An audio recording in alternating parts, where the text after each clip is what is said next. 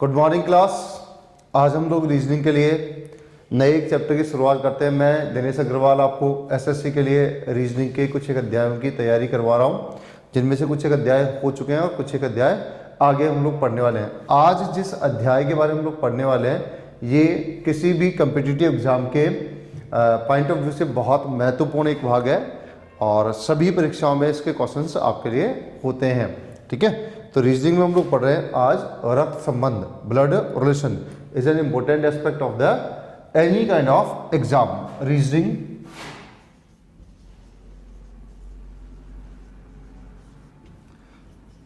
And the content is blood relation. Reasoning में हम लोग आज रक्त संबंध के बारे में अध्ययन कर रहे हैं।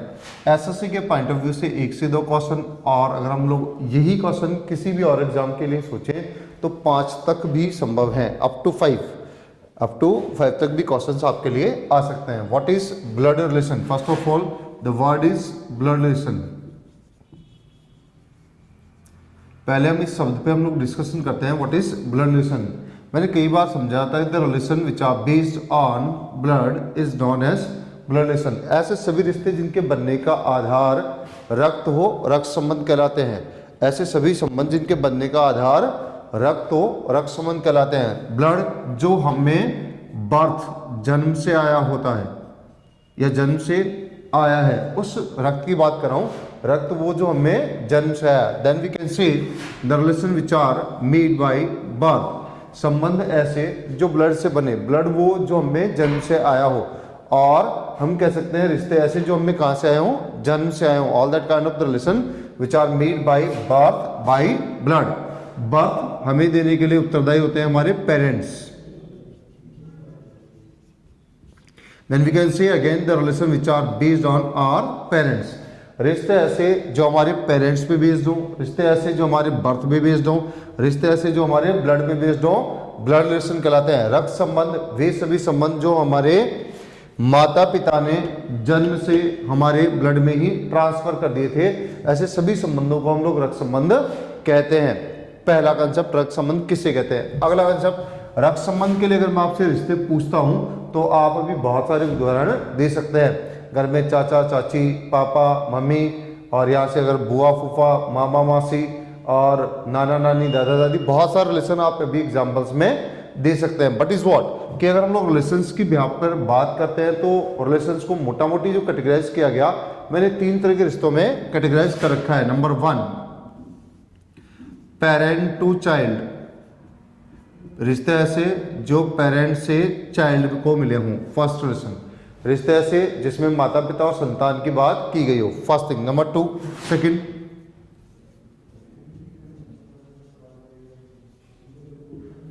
सिबलिंग्स। सिबलिंग्स कहें तो भाई से सिबलिंग का रिश्ता होता है, भाई का बहन से सिबलिंग का रिश्ता होता है, बहन का बहन से सिबलिंग का होता है, और बहन का संबंध भाई से भी सिबलिंग का ही होता है। सिबलिंग सहोदर, एक ही माँ की संतानें, 2 भाई भी हो सकते हैं, दोनों बहनें भी हो सकती हैं, एक भाई और एक बहन भी हो सकता है।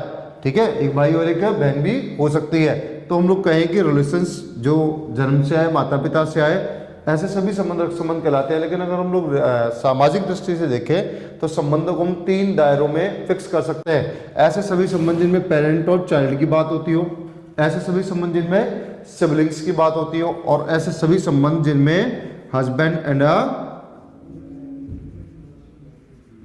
वाइफ की बात होती हो, हस्बैंड एंड वाइफ की बात होती है। तो रिश्तों को मोटा मोटी जो हम कैटेगराइज करते हैं वो 3 पार्ट में करते हैं, parent to child, sibling and husband and wife. अब आप देखेंगे तो जो base relation, these are known as basic relation in society. ठीक है, ये क्या होता है? उसके बाद जो रिलेशन हम लोग नियर बाय देखते हैं वो इन 3 कैटेगरी में आते हैं, parent child, sibling and husband and wife. अगर हम लोग इन पर्टिकुलर्स पे ध्यान से देखें तो आउट ऑफ दीज 3, इन 3 में से हम लोग देखते हैं कि 2 ही ऐसे रिश्ते हैं जो हमें बाय बर्थ मिलते हैं। अगर मैं बाय बर्थ से मिलने वाले रिलेशंस की बात करता हूं तो आपको यहाँ पर बाय बर्थ जो रिलेशन मिलने वाले हैं वो केवल 2 ही तरह के हैं। यहाँ पर अगर मैं बाय बर्थ की बात करता हूँ कि बाय बर्थ रिलेशन कौन कौन से हैं, तो नाउ यू हैव टू से कि पेरेंट टू चाइल्ड और सिबलिंग वाला रिश्ता ही आपको बाय बर्थ मिलता है। जबकि थर्ड वन रिलेशन की अगर बात करते हैं तो ये रिश्ता बाय बर्थ आपको नहीं मिलता। सोसाइटी बेस्ड रिलेशन है और we can say the social relation, this is the social relation. Third one relation की अगर बात करें तो ये संबंध हमें सामाजिक संबंध या समाज में आके बनाने वाला संबंध है। कौन सा? हस्बैंड एंड वाइफ के अलावा बाकी जितने भी संबंध है पेरेंट टू चाइल्ड और sibling, they are based on blood, they are based on birth and they are based on parents. तो हमें समझ में आना चाहिए कि रक्त संबंध क्या होता है और जन्म से हमें कितने प्रकार के संबंध मिलते हैं। आधार संबंध हमारे समाज में, हमारे सामाजिकता के जो स्ट्रक्चर है उनमें कौन कौन से होते हैं, हमें क्लियर होना है, कंफर्म। तो यहाँ पर हम देखते हैं कि हमारे आसपास के सभी संबंधों को 3 दायरों में हमने बांट रखा है। उनमें से 2 संबंध तो हमें जन्म से मिलते हैं और एक संबंध में सोसाइटी में आके बनाना पड़ता है, या यूं कहिए हमारी जितनी भी रीजनेबिलिटी है वो इसी संबंध को बनाने में और इसको मेंटेन करने में, चलाने में लगती है। क्या हम इन रिलेशंस के लिए एबल हैं, क्या हम ये रिश्ते बना सकते हैं और क्या रिश्ते चलेंगे, इसकी पूरी रीजनेबिलिटी हम लोग सीख के चलते हैं। फॉर द नेक्स्ट, अब हमारे पास 3 बेसिक रिलेशन है। हमने यहाँ पर ये भी पता लगा लिया कि 2 हमें जन्म से मिलते हैं और एक हमें सोसाइटी में आके बनाना पड़ता है। This is the social relation and this is the by birth based relation. तो फर्स्ट ऑफ ऑल रिलेशन क्या और बेस्ड रिलेशन कौन से हमें बर्थ से मिलते हैं और कौन से हमें सोसाइटी से आके मिलते हैं, ये हमें कंफर्म होना चाहिए। For the next, basic content is there. एक आधार चीज जो हमें आनी चाहिए वो ये कि आप बर्थ बेस्ड रिलेशन में जेंडर डिटर्मिनेशन नहीं कर सकते। बर्थ बेस्ड रिलेशन में जेंडर डिटर्मिनेशन जेंडर डिटरमाइन नहीं कर सकते। जन्म वाले किसी भी संबंध में आप दूसरे व्यक्ति के जेंडर को ज्ञात नहीं कर सकते, जबकि सोसाइटी वाले संबंध में आप दूसरे व्यक्ति का जेंडर निकाल सकते हैं। One thing. Number second thing, आप बर्थ बेस्ड रिलेशन में कोई चेंज नहीं कर सकते, जो है जैसा है के आधार पे आपको लाइफ लॉन्ग जीना होगा, जबकि आप सोशल रिलेशन में चेंजेस कर सकते हैं according to your need. Is that clear? यहाँ पर चेंजेस संभव है, यहाँ पर चेंजेस संभव नहीं है। यहाँ पर जेंडर निकाल नहीं सकते, यहाँ पर जेंडर निकालते ही हैं। तो ये बेसिक एस्पेक्ट है जिन पे हमें काम करना आना चाहिए। फॉर द नेक्स्ट, हमारे सोसाइटी में हमारे चारों तरफ कौन कौन से रिलेशन और भी हमारे लिए अवेलेबिलिटी रखते हैं, हम उनके बारे में भी एक चर्चा कर लेते हैं। तो रिश्ते क्या और हमारे आसपास में आधार संबंध कौन से होते हैं, ये मैंने आपको समझा दिया। फॉर द नेक्स्ट, अब हम लोग डिस्कस करने चलते हैं कि हमारी सोसाइटी में, हमारे आसपास में और कितने प्रकार के संबंध हैं। अभी अगर हम लोग जिक्र करते हैं तो हम 50-100 तो आराम से बता ही पाएंगे कि 150 संबंध कैसे कैसे हैं। मैं भी कुछ एक्सप्लेन कर देता हूँ जो क्वेश्चन के दायरे में आते हैं। क्वेश्चन इन दायरे में तो आएगा ही आएगा। अगर मैंने किसी भी एक व्यक्ति की बात की, दैट इज आई, और दुनिया में कोई भी लाया गया तो उसके लिए उसके पिताजी, फादर और मदर, 2 जने मिलकर काम करते हैं। They are bonded to each other, husband and wife, they are bonded to each other. रिश्ते तो हमारे यहीं से स्टार्ट हो जाते हैं। फादर्स वाइफ, पिता की पत्नी माँ, मदर्स हस्बैंड, माँ का पति, देन पिता। तो हम कह सकते हैं यहाँ से यही से आए, wife son son and husband son son. आगे हम लोग और डेप्थ में जाए तो हम लोगों ने सपोज कर लिया एक सिस्टर भी है और ऐसे एक ब्रदर भी हमारे पास अवेलेबल है, एक भाई है और एक बहन भी हमने रखी। तो बन जाते हैं रिश्ते हमारे यहीं से स्टार्ट।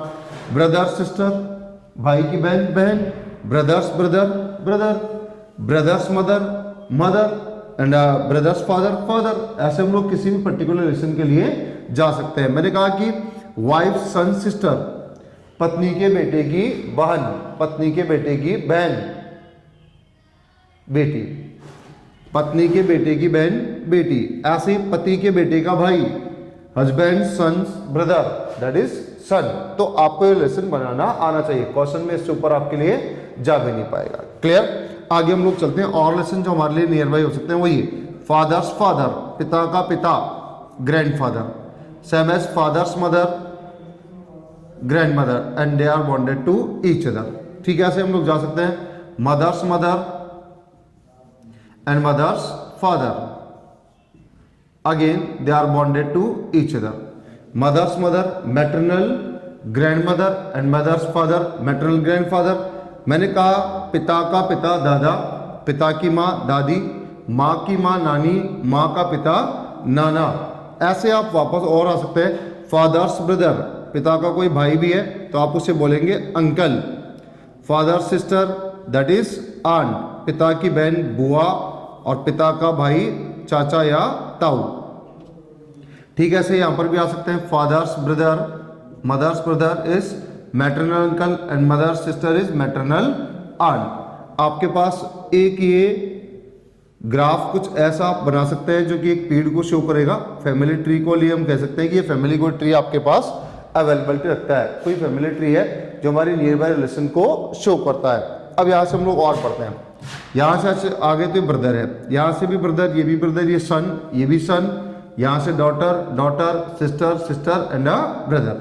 फर्दर नेक्स्ट दो को पढ़ना, लाइक अस ब्रदर्स सन, ब्रदर सन, भाई का बेटा भतीजा, यहां से भी आएगा ब्रदर सन, भाई का बेटा भतीजा। यहां से आप आइएगा सन सन, बेटे का बेटा पोता, यहां से भी आएंगे तो सन सन, बेटे का बेटा पोता।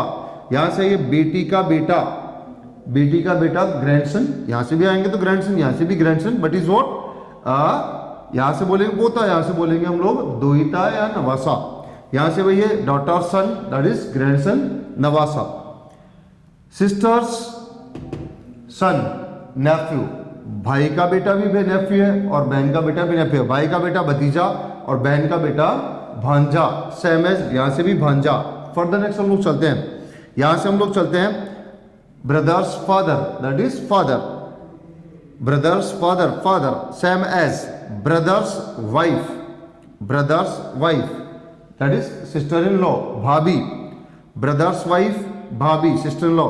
Sons wife, son's wife that is daughter in law, बहू, son's wife that is daughter in law, बहू। डॉटर्स हस्बैंड, डॉटर्स हस्बैंड,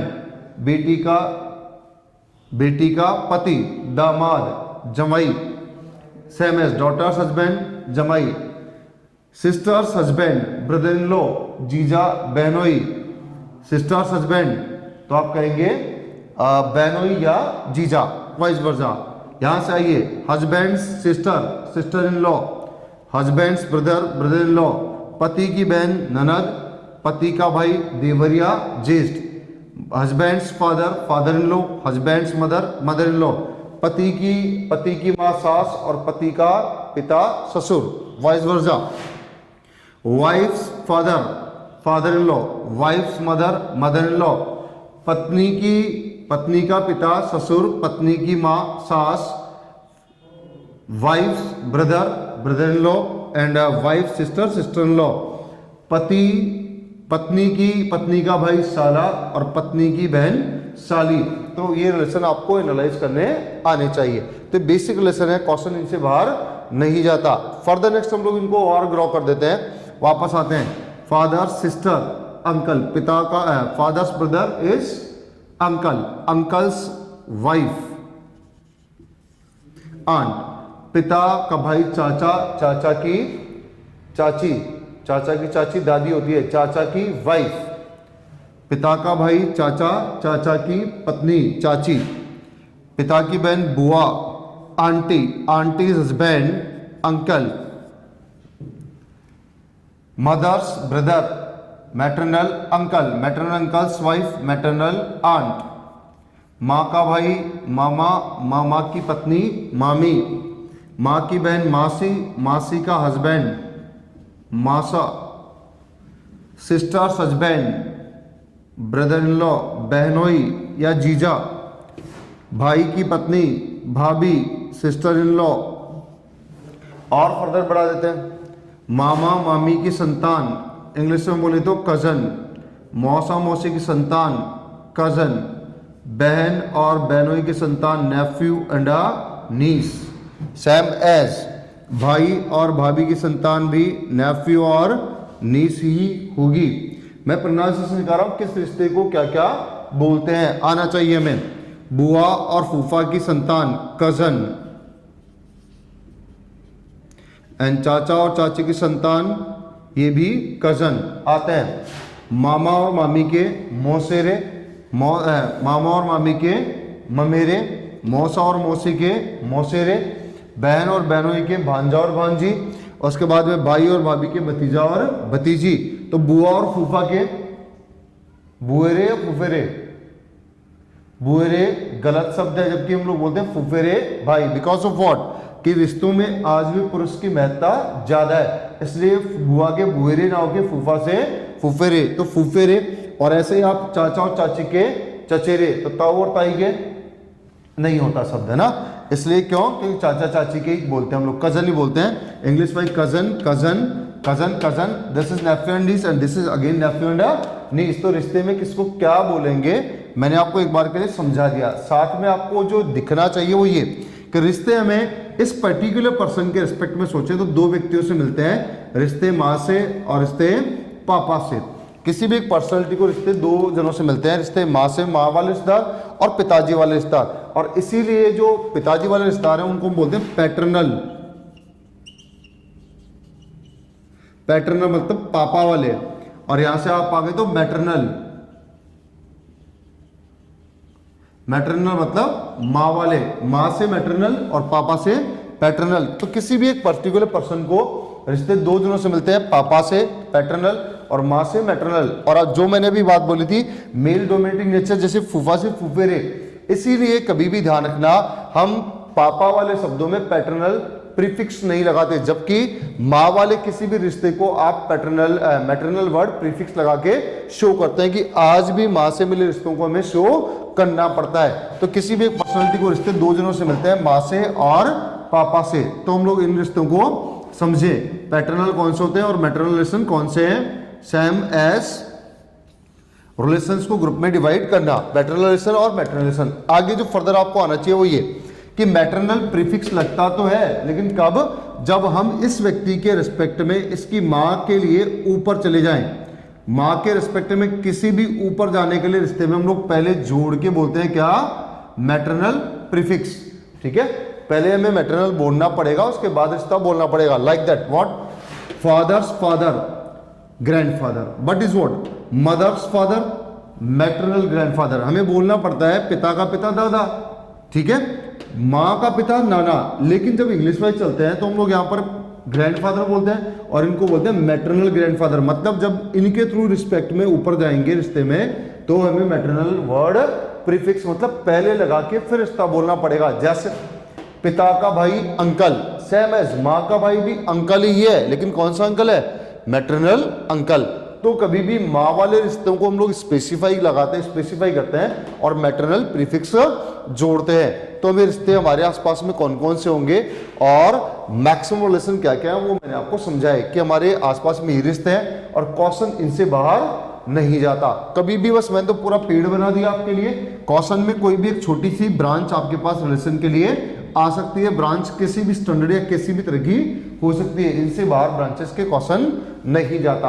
अब क्या, चूंकि पेड़ है और पेड़ हमें तो बहुत सारे प्रॉफिट्स देता है, तो पहले तो हमें रिश्ते समझा रहा है कि हमारे आसपास में रिश्ते कैसे हैं। सेकंड थिंग इज व्हाट, यहां पर अगर आप ध्यान से देख पा रहे हैं तो ये ट्री जो है आपको जनरेशन गैप भी दिखाता है, पीढ़ी एकांतरण, पहली पीढ़ी, दूसरी पीढ़ी, तीसरी पीढ़ी, ये शो करता है। मतलब अगर हम इस पेड़ को ध्यान से देखें तो ये शो करता है P1 जनरेशन, हमारे परिवार के सबसे बड़े लोग, and they are known as grands. हमारे परिवार में सबसे मेन जो व्यक्ति है they are known as grand. सबसे बड़े जो हमारे परिवार के होंगे वे ग्रैंड है, grand father and grand mother. ये अलग एक बात है कि आप माँ के लिए प्रीफिक्स लगाते हैं, पिताजी के लिए प्रीफिक्स नहीं लगाते। भाई हमारे परिवार में सबसे बड़े दादा दादी और नाना नानी है। अब क्या बोलेंगे आपको समझ में आना चाहिए, पिताजी के लिए पैटर्नल नहीं लगता, माँ के लिए पहले मैटरनल लग के आप बोलेंगे maternal grandfather and maternal grand mother, जबकि यहाँ पर सीधे सीधे ग्रैंडफादर और ग्रैंड मदर ही आप कह सकते हैं। तो हमारे परिवार में सबसे बड़े होते हैं P1 जनरेशन में कौन, दादा दादी नाना नानी। आते हैं उसके बाद में P2 जनरेशन। जब हम P2 जनरेशन की बात करेंगे तो ये हमसे ठीक ऊपर वाली पीढ़ी होती है और P2 जनरेशन में मिलते हैं हमारे माता पिता, father and mother, father and mother, remaining all are uncle और आंटी। अगर हम लोग बात करें ठीक अपने से बड़े जो हमसे डायरेक्ट जुड़े हैं तो ये फादर एंड मदर है। अब जो बाकी बच गए, चाहे वो पिताजी के रिगार्डिंग हो चाहे वो माँ के रिगार्डिंग कोई भी हो, they are all categorise is in uncle और आंटी वैरायटी। जो भी हमारे माता पिता के समकक्ष है, उनके बराबर के हैं, उनके भाई बहन लगते हैं, वो सब अंकल और आंटी कहलाएंगे। ये अलग बात है, माँ के रिश्तेदारों को हम मैटरनल अंकल और मैटरनल आंटी बोलेंगे, जबकि पा के रिश्तेदारों को हम लोग सिर्फ अंकल और आंट बोलते हैं। फर्दर नेक्स्ट अगर बात की जाए तो हम बात करते हैं P3 के रिस्पेक्ट में कि रिश्ते जो हमारे पास देखने को मिलते हैं वो P3 में आएंगे, और यहां पर जब हम लोग जाएंगे तो हमें मिलता है मैं, स्वयं, और फिर उसके बाद करें तो स्पाउस, स्पाउस सिबलिंग मतलब भाई बहन, स्पाउस मतलब पति या पत्नी।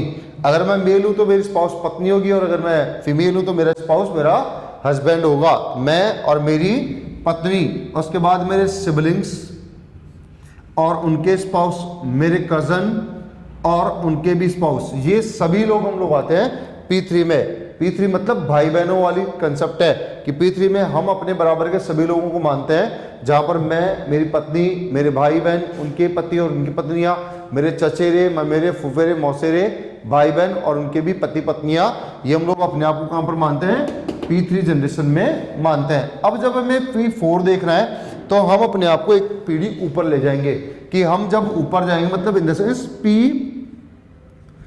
यहां चले जाएंगे, हम जब माता पिता बन जाएंगे तो हमारी पीढ़ी में देखने को मिलेगी, and that is son and a daughter, nephew and a niece. जब हमसे नीचे हमारी संतानें आ जाएंगी तो हम अपने उनको कैटेगराइज करेंगे बेटा बेटी। अगर भाई की बच्चों की बात करेंगे तो भांजा भतीजा भतीजी, और बहन के बच्चों की बात करेंगे तो भांजा और भांजी के नाम से उनको कैटेगराइज कर लेंगे। मतलब जब हम यहाँ से ऊपर चले जाएंगे, माता पिता होंगे, तो हमारे नीचे की जो जनरेशन आएगी वो सन और डॉटर कहलाएगी। हमारी बहन के नीचे जो हो जाएंगे they are known as nephew and niece, मतलब भांजा और भांजी, और भाई के नीचे जो आएंगे दे आर नॉन एज भतीजा और भतीजी। और जब हम लोग ग्रोथ करते करते ऊपर मतलब ग्रैंड्स में चले जाएंगे तो हमारी भी P5 लास्ट पीढ़ी, और वो वापस से ग्रैंड्स में आ जाएगी, and that is grand son and grand daughter. जब हम लोग दादा दादी बन जाएंगे तो हमारे यहाँ पर नाती, दोहिता, पोता और पोती, सबको हम लोग बोलते हैं grands, grand son and grand daughter. ये जनरेशन हमें देखने को मिल सकती है। तो मैं कहता हूं कि एक इंसान की सामान्यतः जिंदगी इन पांचों जनरेशन के अंतर्गत ही होती है।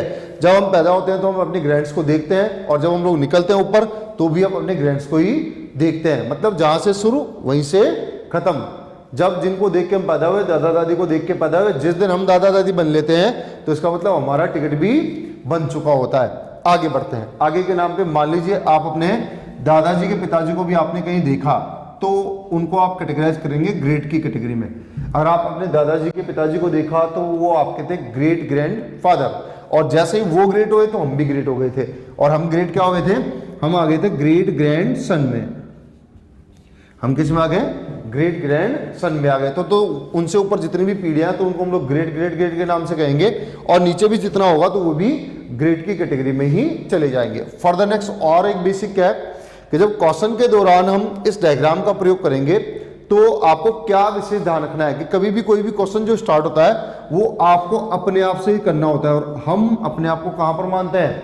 Zero step, that is P3 में। तो जब भी क्वेश्चन को स्टार्ट करते हैं तो हम अपने आप से करते हैं। हमारे बराबर में पत्नी, हमारे भाई बहन, उनके पति पत्नियां होते हैं। हमसे ठीक एक पीढ़ी ऊपर की अगर बात की जाएगी तो ये फादर मदर होंगे, और उनके रिगार्डिंग को जुड़ा हुआ कैंडिडेट होगा तो वो अंकल और आंट होगी। मतलब ये कि हमारे से ऊपर ठीक कोई पुरुष जुड़ा है तो पिता है, हमारे से ठीक ऊपर कोई महिला जुड़ी है तो माँ है। माँ से जुड़े हुए सभी मैटरनल अंकल और मैटरनल आंटियां हैं, और पिता से जुड़े हुए सभी अंकल और आंटियां हैं। ऐसे ही जब हमसे कोई दो पीढ़ी जनरेशन में ऊपर निकल जाता है तो ये ग्रैंड्स की श्रेणी में चला गया होता है। अगर कोई हमसे एक पीढ़ी नीचे है तो ये डायरेक्ट जुड़ा है तो बेटा बेटी होगा, अगर बहन से जुड़ा है तो भांजा भांजी, और भाई से जुड़ा है तो भतीजा भतीजी की कैटेगरी में कैटेगराइज करेंगे। ठीक ऐसे ही यहां पर हम लोग बात है P5 की बात करेंगे, और ये जनरेशन -2 में चली जाएगी, और -2 में कौन होंगे? ग्रेट पोता, सॉरी ग्रैंड्स, पोता पोती और नवासा नवासी। तो किसी भी क्वेश्चन के दौरान हमें क्वेश्चन अपने स्तर से स्टार्ट करना है। ऊपर जा रहा है तो माता पिता, चाचा चाची, मामा मामी, और ऊपर चला गया दादा दादी, नाना नानी, नीचे आ गया हमसे तो बेटा बेटी, भतीजा भतीजी, भांजा भांजी, और नीचे चला गया तो पोता पोती, नवासा नवासी हमारे दिमाग में रखना है। अब इस डायग्राम को बनाने के पीछे क्या मकसद था ये मैं आपको समझा देता हूं। एक तो आपको रिश्ते समझा सकूं कि हमारे आसपास में रिश्ते कैसे कैसे हैं और उनको किस नाम से जाना जाता है, वन थिंग। सेकंड थिंग, एक आपको समझ में आना चाहिए जनरेशन गैप, हमारी किस किस जनरेशन में कौन कौन होता है। उसके बाद क्वेश्चन कैसे स्टार्ट करते हैं और ये डायग्राम कैसे बनता है। अगर इस डायग्राम को बनाने की आप बात कर रहे हो तो आप ध्यान से देखिए, मैंने कुछ ऐसे चिन्ह काम में लिए हैं और ऐसे चिन्ह हम लोग काम में लेते हैं पेरेंट्स से चाइल्ड के लिए, माता पिता और संतान को प्रदर्शित करना है तो कुछ ऐसे चिन्हों की हम लोग हेल्प लेते हैं। ऐसे मैंने डैशेज लाइन काम में लिए और डैशेज लाइन हम लोग किसके लिए काम मिलेंगे, सिबलिंग्स के लिए काम मिलेंगे। सिबलिंग्स इन द सेंस भाई भाई, बहन बहन, बहन भाई, कोई भी। और ध्यान से देखेंगे तो मैंने ऐसे कुछ जो साइन है वो काम में लिए हैं और ये किसके लिए काम आएंगे, हस्बैंड एंड वाइफ के लिए, पति और पत्नी के लिए ऐसे कुछ चिन्ह आप काम में लेते हैं। प्लस का साइन आप मेल पर्सनैलिटी के लिए काम में लेते हैं और माइनस का साइन आप फीमेल पर्सनैलिटी को इंडिकेट करने में काम में लेते हैं। तो these are the basic sign जिनकी सहायता से मैंने एक आरेख आपके लिए बनाया। इस आरेख में मैंने कोशिश की कि हमारे आसपास के जितने भी रिलेशन है उनको समझा सकूं, जनरेशन गैप में आपको समझा सकूं, हमें क्वेश्चन कहाँ से स्टार्ट करना है ये समझा सकूं और रिलेशंस को प्रॉपर डायग्रामेटिकली फॉर्म में कैसे बनाते हैं ये भी मैंने आपको समझा दिया है। क्लियर? अब अगर इतना समझ लिया गया तो अब हम लोग आते हैं basic variety of the question पे। क्वेश्चन में कैसे कैसे क्वेश्चंस आते हैं और हम उन्हें कैसे हल करेंगे उसके लिए आते हैं।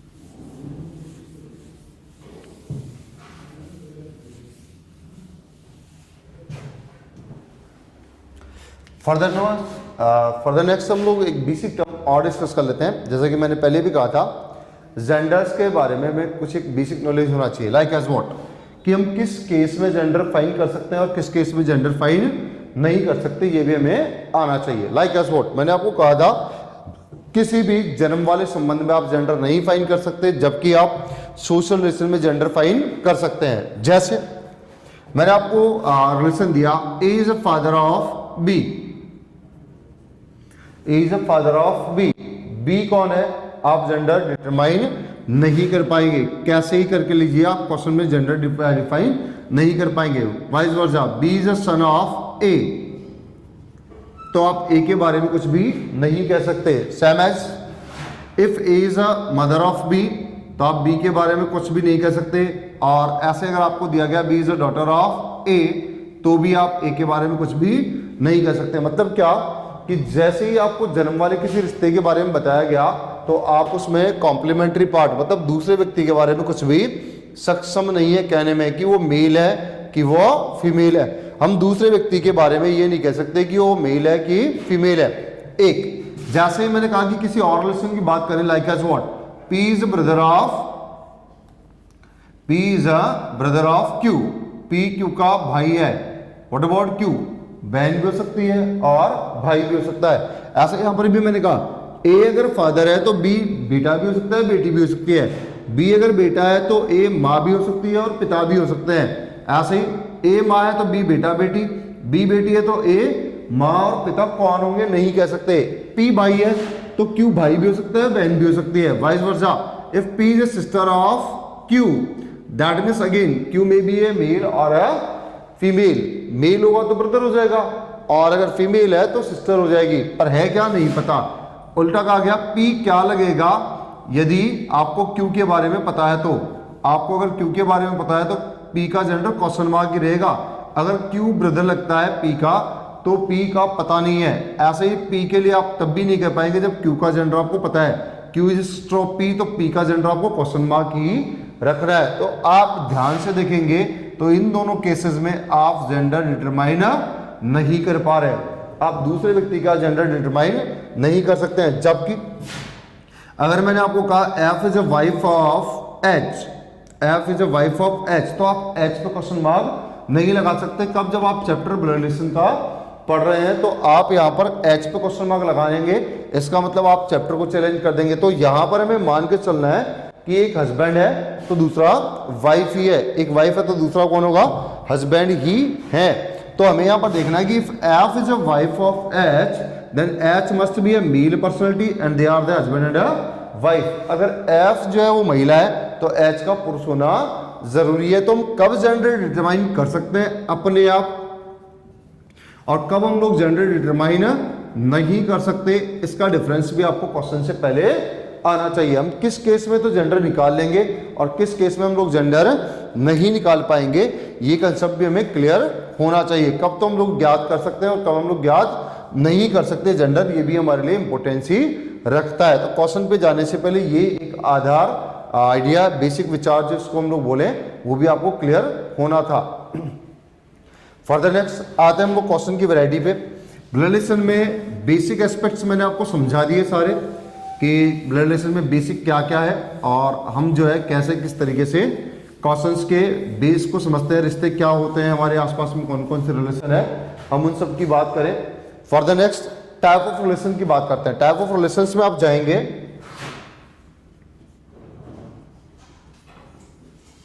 तो आपको अलग अलग प्रकार के रिलेशन मिलेंगे, like as information based blood relation, information based blood relation पहला एक प्रकार। उसके बाद में आप देखेंगे तो आपको मिलेंगे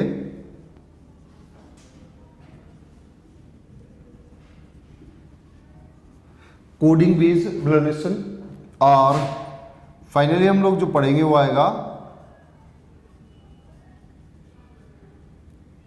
इंडिकेशन बेस्ड ब्लड रिलेशन। तो ब्लड रिलेशन के हम लोग तीन प्रकार पढ़ते हैं। ऐसे क्वेश्चन जहां पर इंफॉर्मेशन आएगी, ऐसे क्वेश्चन जहां पर रिश्ते में कोड भी दिए जाएंगे, ऐसे क्वेश्चन जहां पर रिश्ते में इंडिकेट करके समझाए जाएंगे।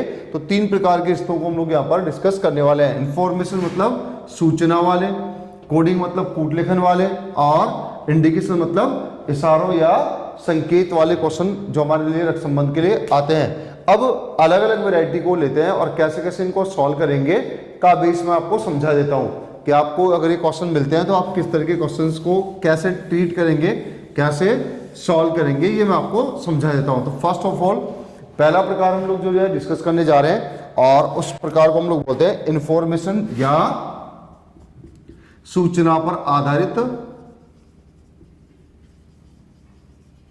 Information based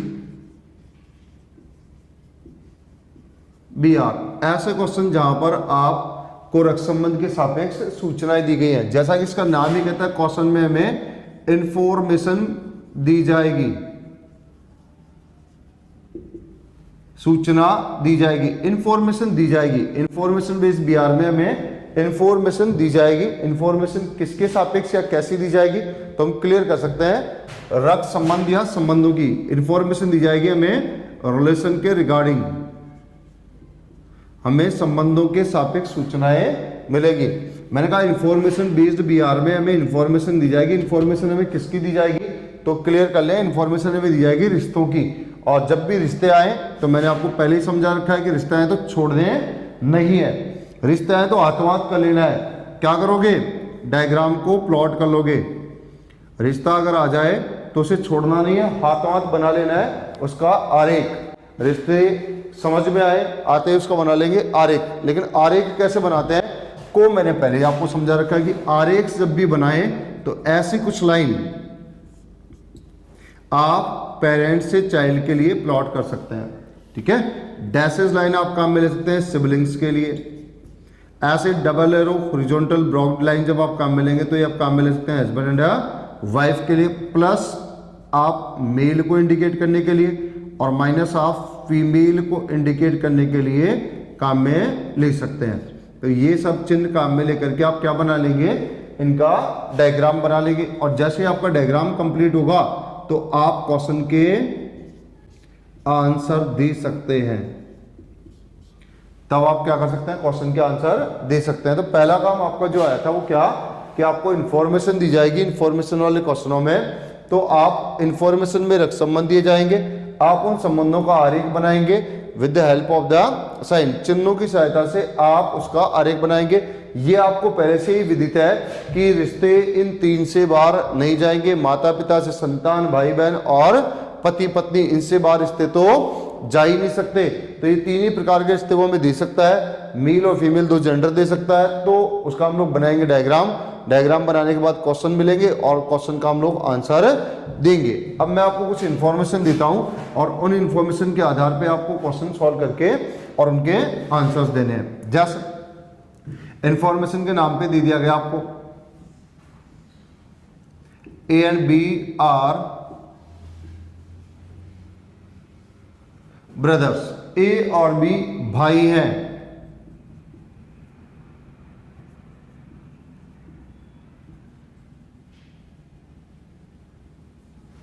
H is father of B and is son of F. H is father of B and is son of F. If A is son of J, then how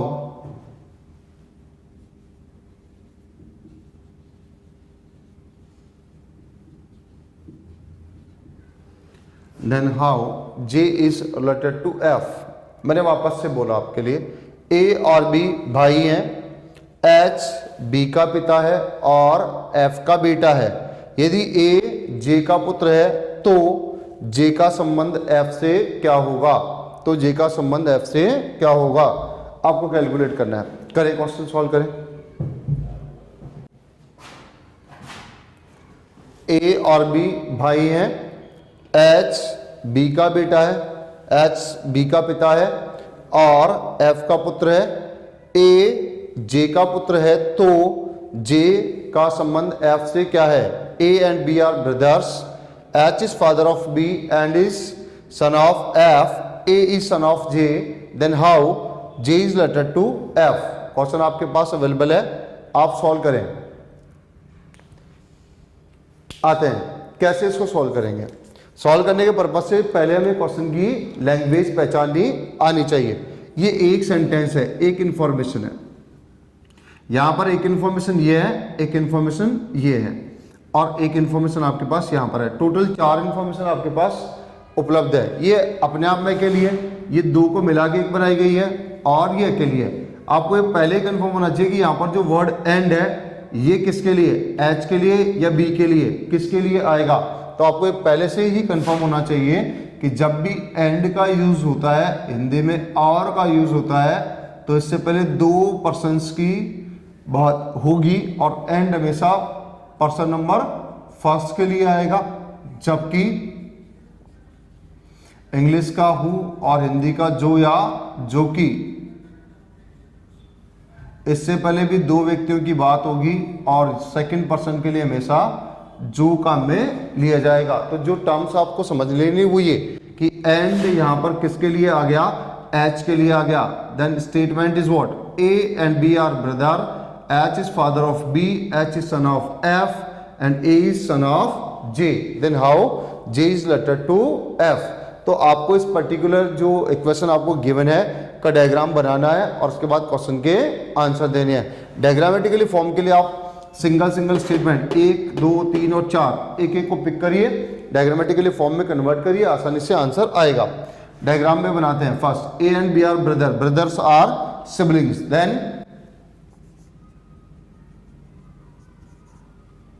brother means male, brother means male. Again H is father of B, H is father of B,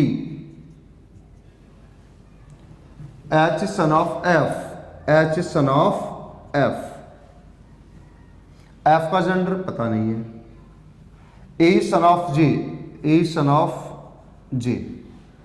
Then if the B is son of H and H is father, then A is also the son of H। अगर मैं कहता हूं A भी भाई है और B बेटा लगता है H का और H पिता लगता है B का, तो पिता हो गया किसका, ए का भी। अब आपको जो और सीखना है अपने लेवल पे सीखना वो ये, इसका मतलब ये हो गया कि ये दोनों आपस में हस्बैंड एंड वाइफ हैं, ये हस्बैंड है तो ये वाइफ हो गई। और रिश्ता किसका पूछा गया है, जे का विद रिस्पेक्ट ऑफ एफ, तो एफ से चले जे की ओर, क्वेश्चन का आंसर आ जाएगा। मैंने हमेशा कहा होता है सेकंड से फर्स्ट की तरफ चलिए क्वेश्चन का आंसर आता है। सेकंड, सन्स वाइफ, बेटे की पत्नी, क्वेश्चन का आंसर आ गया डॉटर इन लॉ और बहू। तो क्वेश्चन का आंसर आ गया जे कौन है, J is daughter in law of F, J is daughter in law of F. तो कैसे आप क्वेश्चन को डायग्रामेटिकली फॉर्म में कन्वर्ट करते हैं, क्या आपको समझना है, क्या दिया गया है, दोनों को मिला के एनालाइज करना है और दिए गए क्वेश्चन का आंसर निकाल लेना है आसानी के साथ में। फिर से मैं कुछ नया क्वेश्चन देता हूं और फिर से आप उसका डायग्राम बना के उसको सॉल्व करने की कोशिश करना।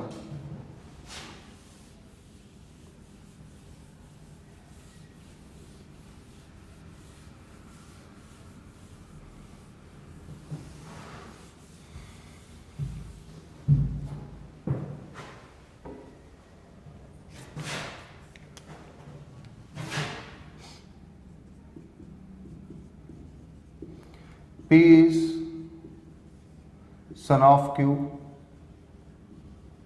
who is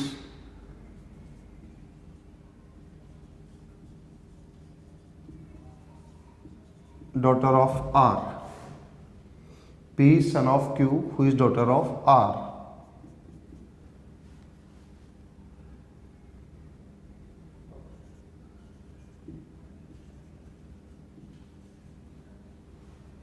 H is son of S. S is son of T, who is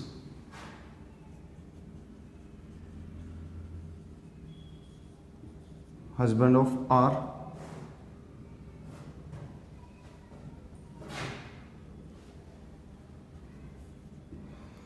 If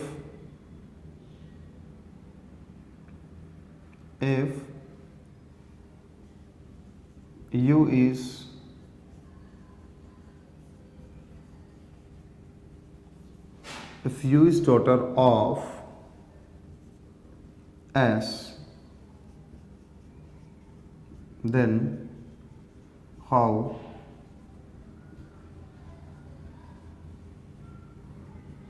Q is related to U?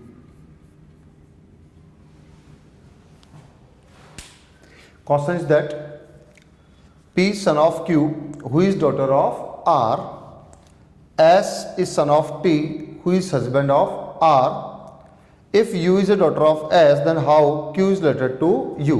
Question में कहा गया P Q का पुत्र है जो R की पुत्री है, S T का पुत्र है जो R का पति है। यदि U S की पुत्री है तो Q का संबंध U से क्या है? यदि U S की पुत्री है तो Q का संबंध U से क्या है? कैलकुलेट करिए, ज्ञात करिए Q का संबंध U से क्या है।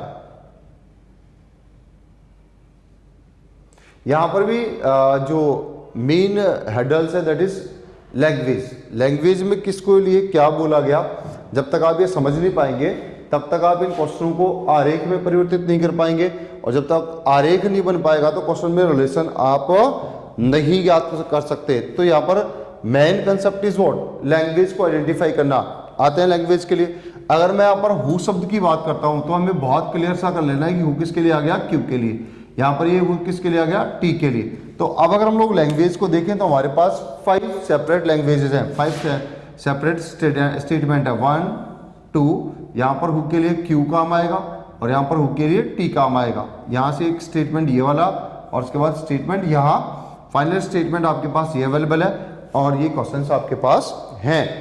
अब यहाँ से हम लोग 1 बाय 1 स्टेटमेंट को पिक करके डायग्राम के फॉर्म में लिख सकते हैं और लिखने के बाद क्वेश्चन के आंसर आसानी से निकाल भी सकते हैं। जैसे P सन ऑफ Q, तो हमें पता है P बेटा लगता है तो P छोटा है।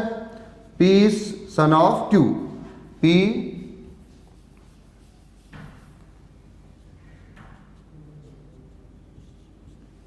P son of Q. Q is daughter of R.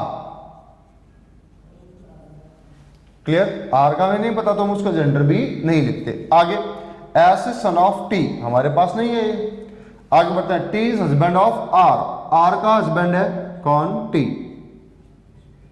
B. And S is son of T. S T का बेटा है। Again, U is daughter of S. U is daughter of S. This is the diagram. Then how Q is related to U. Q is related to U. अब देखो आपको जो हमें समझना है या हमें जो और एक्स्ट्रा समझ लेना वो ये कि ये दोनों हस्बैंड एंड वाइफ है, ये इसकी बेटी है, ये बेटा है, तो ये दोनों आपस में भाई बहन सिबलिंग्स हो जाएंगे। और सिबलिंग्स अगर हो गए तो क्वेश्चन आराम से कर लेते हैं। How Q is related to U। अब आप U से चलेंगे Q की और, U से चलेंगे Q की और। Father's sister is aunt, father sister is aunt, बुआ या आंटी आपके क्वेश्चन का आंसर है। अगर यहीं से हम लोग दोनों को रिवर्स में कर लेते तो कई सारे बच्चों का जो भ्रम है वो भी थोड़ा सा दूर हो जाएगा। जैसे यही क्वेश्चन यहां से आ गया, how the U is related to Q, तो अब आपको Q से चलना है U की ओर, दैट इज ब्रदर्स डॉटर, नीस भतीजी, भाई की बेटी भतीजी। अगर U पहले होता तो क्वेश्चन का आंसर नीस लिखते और Q पहले होता है तो क्वेश्चन का आंसर बुआ लिख के आएंगे। तो पहले कौन सा लेटर है बाद में कौन सा, इसके यहाँ पर हम क्वेश्चन का आंसर देंगे। जैसे मैंने आपसे पूछा how the R is related to S, how the R is related to S, तो अब हम लोग स्टार्टिंग कहां से करेंगे? S से चलेंगे R की ओर, दैट इज व्हाट, यहां से आ जाए तो भी सेम आंसर है, यहां से आ जाए तो भी सेम आंसर ही होगा। कैसे? फादर्स वाइफ मदर, ऐसे ही सिस्टर्स मदर, तो R is mother of S, तो पहले जो आएगा उसके बारे में हम लोगों को रिश्ता यहां पर लिखना पड़ेगा। तो कैसे हम इंफॉर्मेशन वाले क्वेश्चन को पढ़ते हैं, कैसे हमें इंफॉर्मेशन दी जाती है, उनका हम डायग्राम कैसे बनाते हैं, डायग्राम बनाने के बाद कैसे हम लोग इनको रिलेट करते हैं, ये बेसिक एस्पेक्ट मैंने आपको समझा दिया। ब्लड रिलेशन में रिश्ते क्या होते हैं, कौन कौन से रिश्ते हमारे आसपास होते हैं, किस रिश्ते को किस नाम से जाना जाता है, हमारे बेसिक रिलेशन कौन से होते हैं और कैसे हम उनको एनालाइज करते हैं हमारे आसपास के सभी रिश्ते। और उसके बाद में क्वेश्चन के पहले प्रकार को भी हम लोगों ने डिस्कस कर लिया है कि अगर क्वेश्चन का पहला प्रकार हमारे पास आता है तो इंफॉर्मेशन वाला होता है, उस तरह के क्वेश्चन को हम लोग कैसे सोल्व करते हैं, ठीक है, कैसे आप डायग्राम बनाते हैं और कैसे किसी क्वेश्चन का आंसर देंगे, ये मैंने आपको समझा दिया है। This is the first variety of the blood relation. आते हम लोग second variety of the blood relation पे कि दूसरे प्रकार के रक्त संबंध हम लोग कैसे क्वेश्चन आते हैं और कैसे आप उन्हें हल करने वाले हैं, को डिस्कस करने वाले हैं। अब हम लोग डिस्कस करते हैं second variety of the blood relation, दूसरे प्रकार के क्वेश्चन कैसे आते हैं और उन्हें हमें कैसे सॉल्व करना है। Second variety of the question coding based,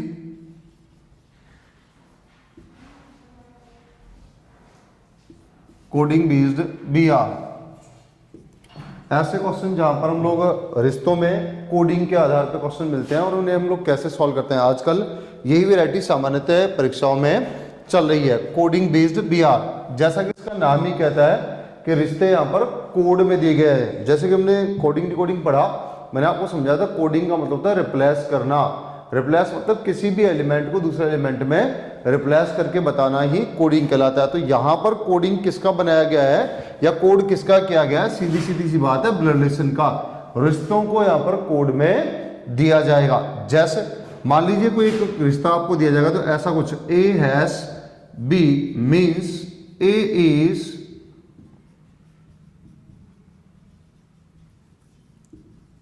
mother of B, A is a mother of B।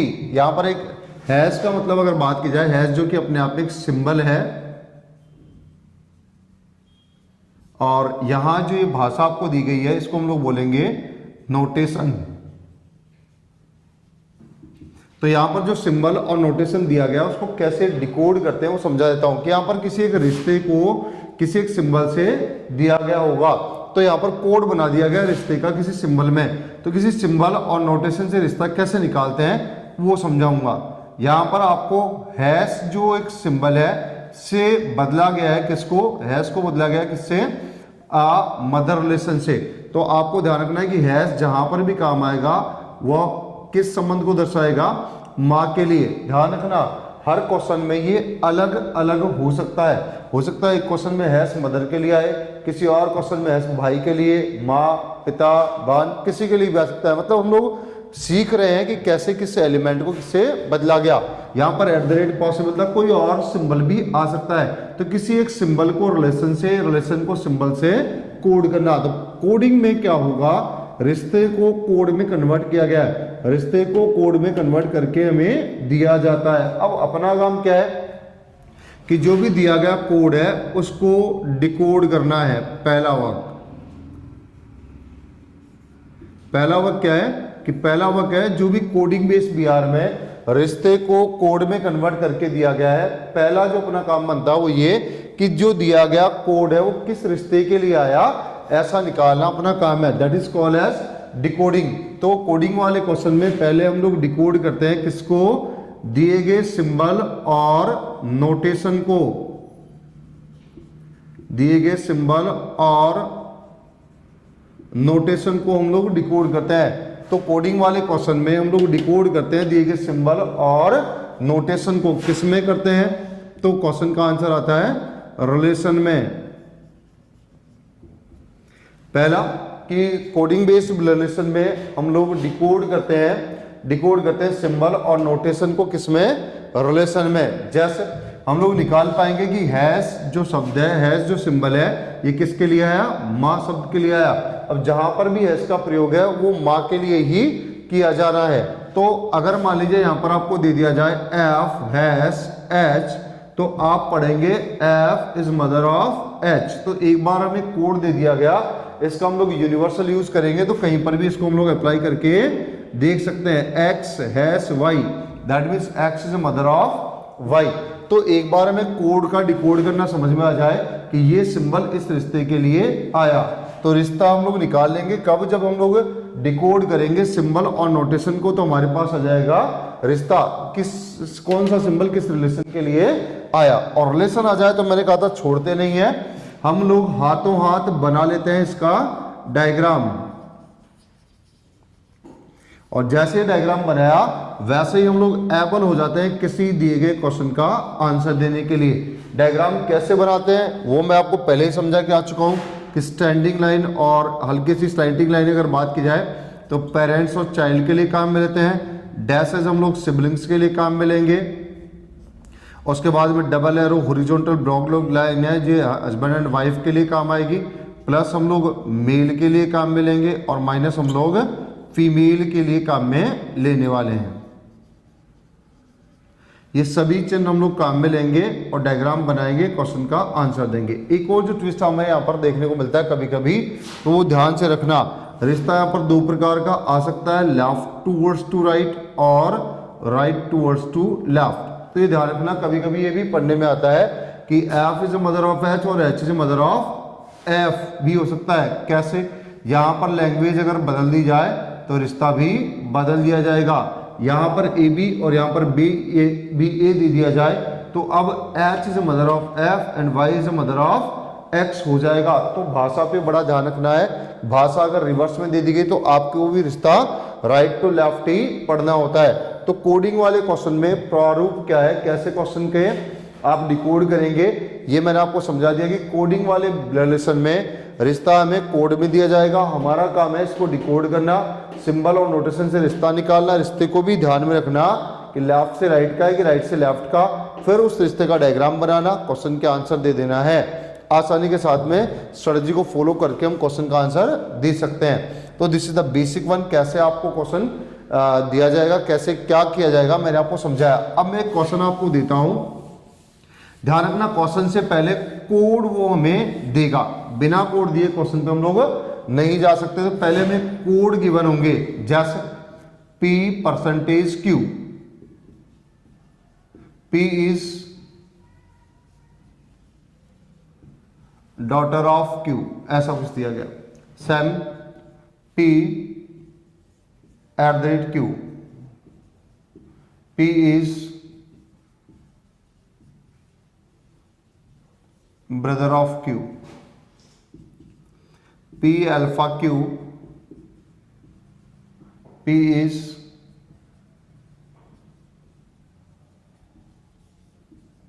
Husband of Q, P रुपया क्यू, पी इज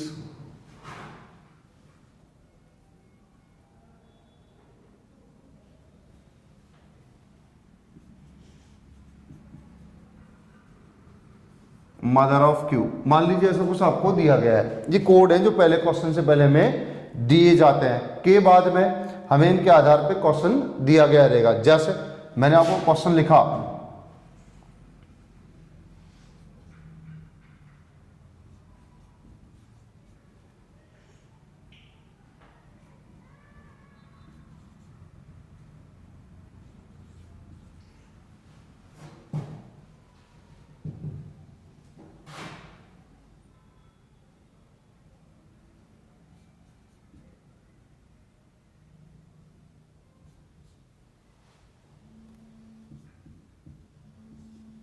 ऐसा कोई एक रिश्ता आपको दे दिया गया, ऐसा कोई रिश्ता आपको दे दिया, पी रुपया Q, percentage R, dollar S, रुपया टी और परसेंटेज यू। मान लीजिए ऐसा कोई रिश्ता आपको दे दिया जाता है और ऐसा रिश्ता देने के बाद आपसे पूछा गया how U is related to P, how U is related to P, U का संबंध पी से क्या है ज्ञात करिए। अब आपको जो रिश्ता पहले दिया गया था वहां पर सीधी सीधी इंफॉर्मेशन दी जाती थी, यहां पर जो रिश्ता आपको दिया गया है यहां पर information in form of code दी गई है। रिलेशन वही है, रिश्तेदारी में जो सूचनाएं आपको दी जानी थी सूचनाएं वैसी ही कुछ हैं, लेकिन यहां पर जो भी रिलेशन दिया गया वो इन फॉर्मेट ऑफ कोड है, तो यहाँ पर सीधी सीधी इंफॉर्मेशन हमें मिलेगी नहीं, यहाँ पर रिश्ता जो हमें दिया गया वो कोडेड फॉर्म में दिया गया।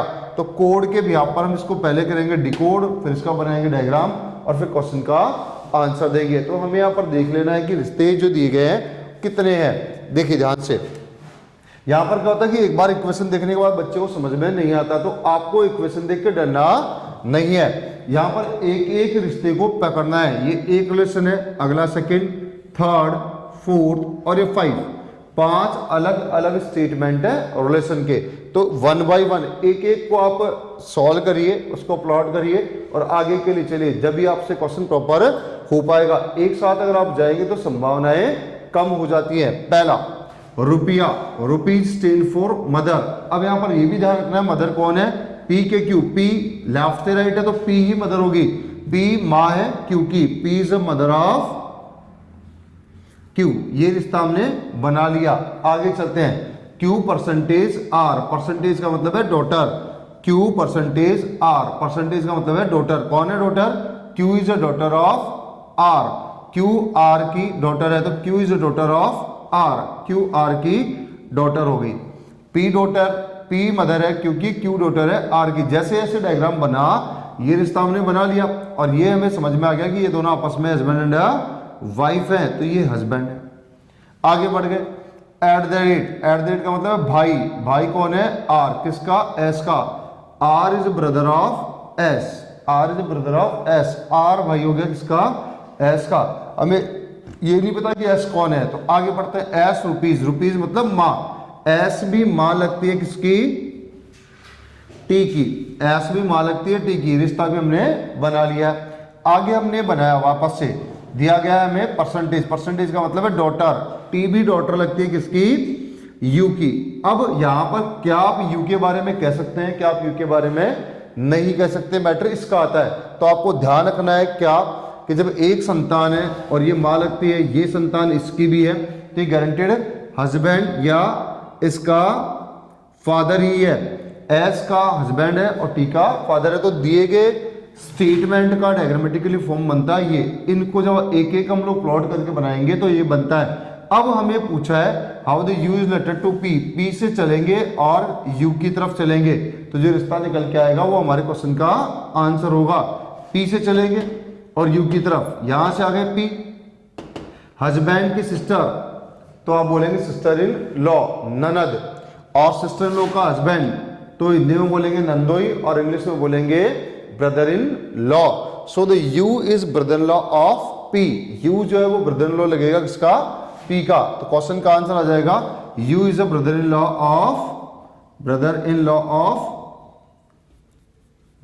Of P. Is that clear? U is a brother in law of P. अगर मान लीजिए मैं यहां पर वैल्यू चेंज या कैंडिडेट चेंज करता हूं तो क्वेश्चन का आंसर भी बदल जाएंगे। That means what? How the S is related to Q.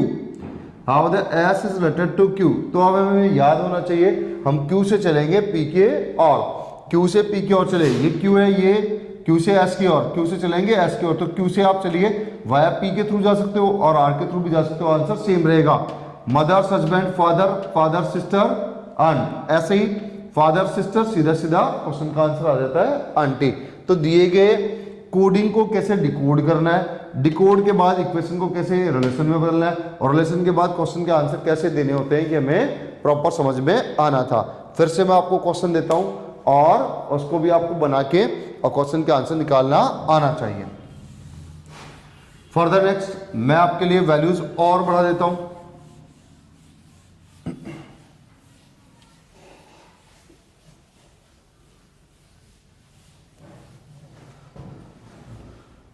Values के नाम पे मैंने कुछ और वैल्यूज दे दिया आपको, जैसे $P, P is son of Q, P hash Q, P is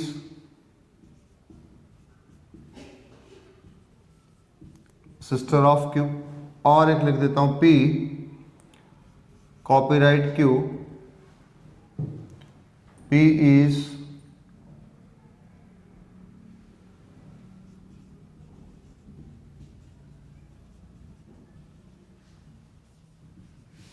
father of Q। मान लीजिए गिवन है और उसके बाद में आपको दिया गया है क्या, ऐसा कुछ वैल्यू दिया गया है,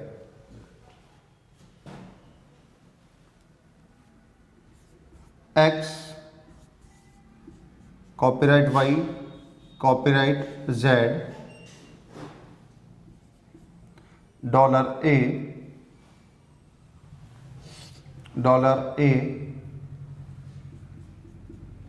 हैश B $C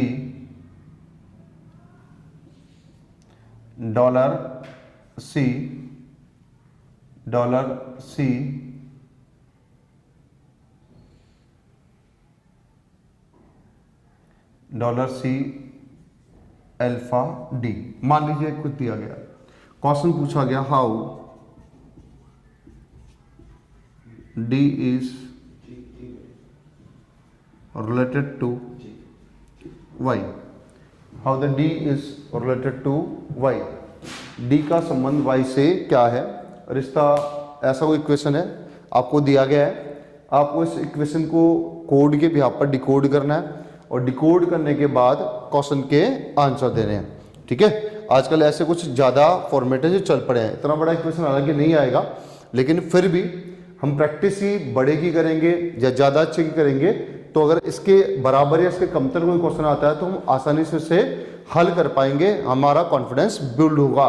तो यहाँ पर प्रैक्टिस ही हम लोग बड़े के लिए जाएंगे तो हम प्रॉपर क्वेश्चन का आंसर दे सकते हैं। अब अगर हम लोग यहाँ पर वापस चले तो ध्यान से देखिए, यहाँ पर हम लोग चले तो वैल्यू जो आ रही है वो है 1 2 3 4 5 और ये 6 रिलेशन आपके पास अवेलेबल है। 6 के बाद में आप 1 to 1 को प्लॉट करेंगे तो आसानी के साथ क्वेश्चन का आंसर निकाल पाएंगे। जैसे कॉपीराइट के पर्पज से आप चले X कॉपीराइट Y, तो X कॉपीराइट Y के पर्पज से आप चलेंगे, कॉपीराइट का पर्पज दिया हुआ है father, X is father of Y, X जो है वो फादर लगता है किसका, Y का, X is father of Y, ये हमने प्लॉट कर लिया। आगे Y कॉपीराइट Z, Y भी फादर है किसका, Z का, Y भी फादर किसका, Z का, Y is father of Z।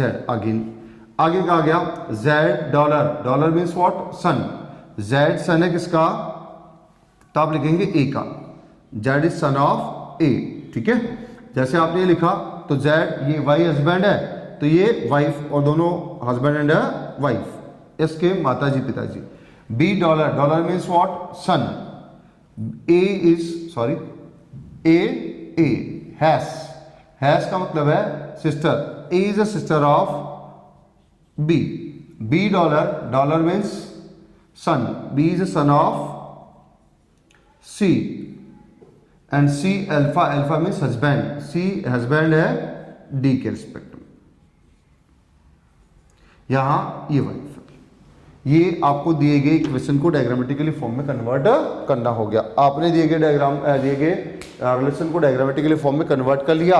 अब क्वेश्चन में हमेशा वही पुराना सिस्टम अपना, सेकंड टुवर्ड्स टू फर्स्ट, हम लोग सेकंड को पकड़ेंगे और फर्स्ट की तरफ चल पड़ेंगे, सेकंड पर्सन है और फर्स्ट की तरफ हम लोग मूवमेंट कर लेंगे। आइए हम y से d की तरफ चलेंगे, y and this is d, wife's brother, brother in law's father, father in law's wife, mother in law. So D is a mother in law of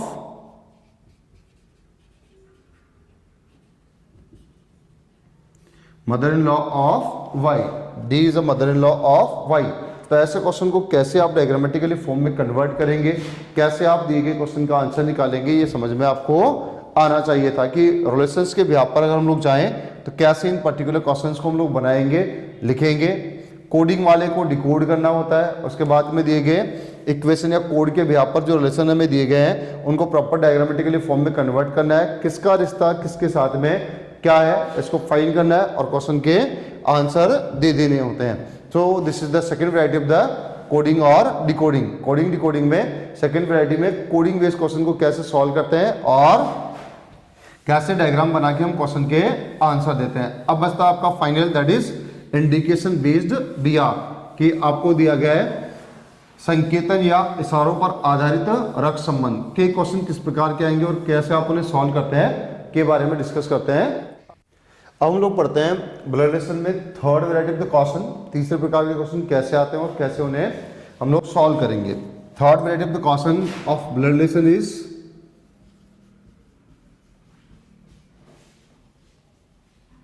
indication based BR, indication based BR. ऐसे कुछ question जहां पर किसी एक particular person की तरफ indicate किया जाएगा और फिर उसके बारे में रिश्ता समझाया जाएगा और फिर क्वेश्चन पूछा जाएगा। इंडिकेशन संकेत या इशारों पर आधारित प्रश्न, जब भी ऐसे क्वेश्चन दिए जाएंगे तो हमें स्पष्ट है कि ऐसे क्वेश्चन में किसी एक पर्टिकुलर पर्सन की तरफ इंडिकेट करके हमें बताया जाएगा। इंडिकेट, मैंने कहा संकेत या इशारों वाले क्वेश्चन की जब भी आप बात करेंगे तो ये बात स्पष्ट है कि किसी एक व्यक्ति की तरफ इसमें इशारा किया जाएगा कि उस व्यक्ति को, या किसी स्टेचू, किसी फोटो या किसी बालक महिला की तरफ इशारा करके हमें समझाया जाएगा। तो इंडिकेशन बेस्ड क्वेश्चन में इंडिकेट किया जाएगा। जब भी इशारों या संकेतन वाले क्वेश्चन आएंगे तो ऐसे क्वेश्चनों में किसी की तरफ इशारा करके हमें बताया जाएगा, इंडिकेट करा जाएगा। इंडिकेट करके हमें उस व्यक्ति विशेष का इंट्रोडक्शन दिया जाएगा।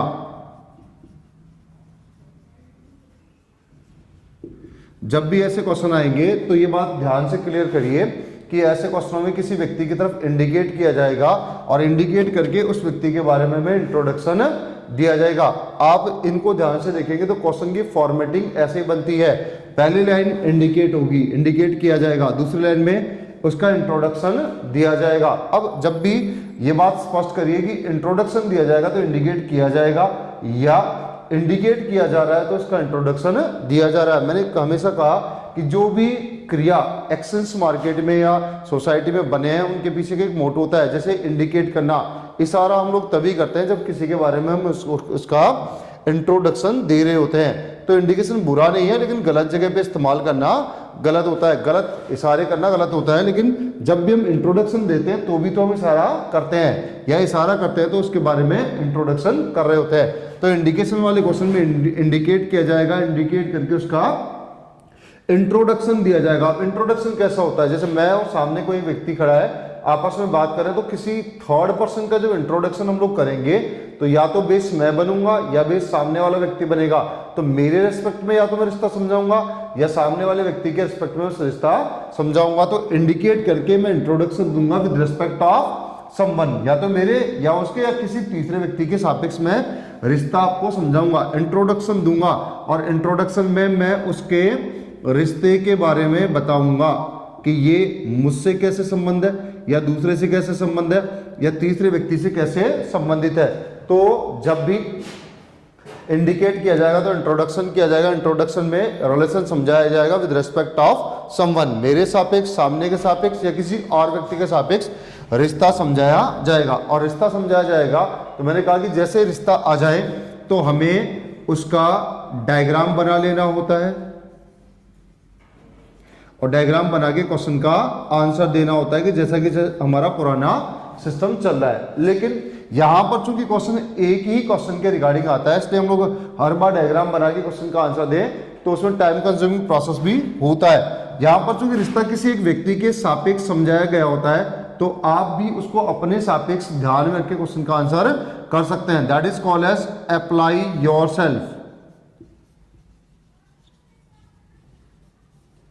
अप्लाई योरसेल्फ, अपने आप पे लागू करें और क्वेश्चन का आंसर दे सकते हैं। या फिर मैंने ऐसा भी कहा होता है कि रिश्ता अगर ज्यादा कठिन आ जाए तो आप उसको break into the small pieces, break into the small relations, और तब भी आप क्वेश्चन का आंसर दे सकते हैं। बड़े रिश्ता अगर समझ में नहीं आता तो उसके छोटे छोटे रिश्ते टुकड़े कर लें और तब भी आप क्वेश्चन का आंसर दे सकते हैं। This is how to solve indication based question. Indication based question के लिए अगर आप जाएंगे तो मैं आपको समझा देना चाहूंगा कि क्वेश्चन का फॉर्मेट क्या है। क्वेश्चन की फर्स्ट लाइन इंडिकेट की होती है, क्वेश्चन की सेकंड लाइन इंट्रोडक्शन की होती है।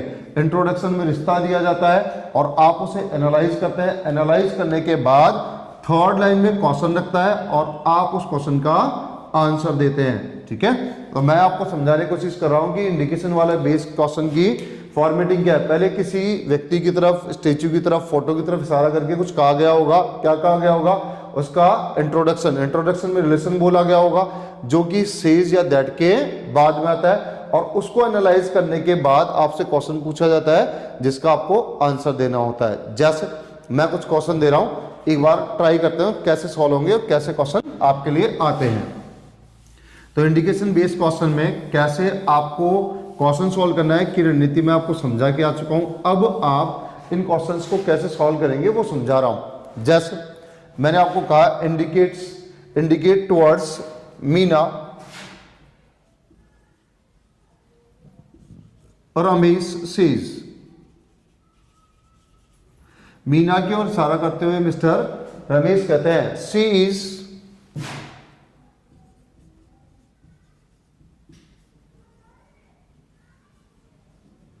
younger sister of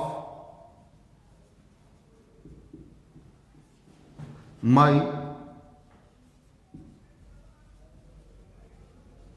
father's brother's son. She is younger sister of my father's brother's son. Meena की ओर इशारा करते हुए रमेश कहते हैं कि वह मेरे पिता के भाई के पुत्र की छोटी बहन है। वह मेरे पिता के भाई के पुत्र की छोटी बहन है। देन हाउ, बाद की बात है कि कैसे रिश्ता पूछा जाए। First of all how to solve the particular language. इस पर्टिकुलर लैंग्वेज को हम लोग कैसे सॉर्ट आउट करते हैं वो समझाता हूं। हम लोग किसी के रेस्पेक्ट में जा रहे थे, माई मीन्स व्हाट? रमेश। चलिए कोई नहीं, माई को हटा के हम लोग यहां पर लिखते हैं Ramesh. Ramesh father's brother, Ramesh father's brother is Ramesh uncle. Ramesh uncle son, Ramesh cousin.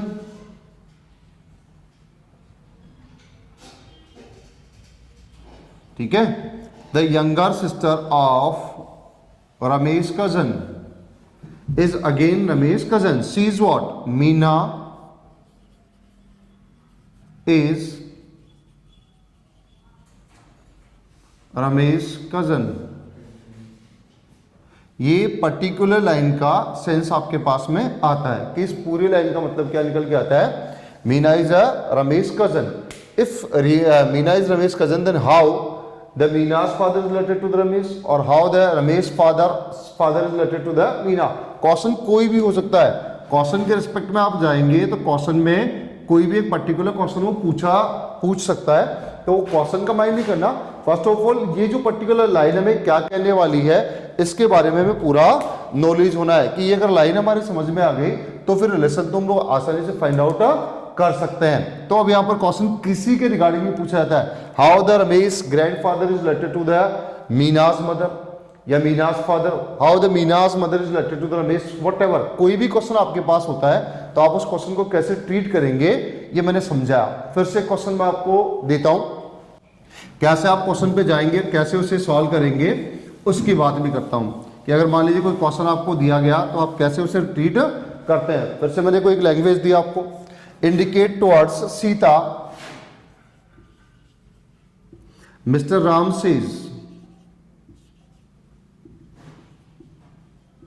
she is only sister of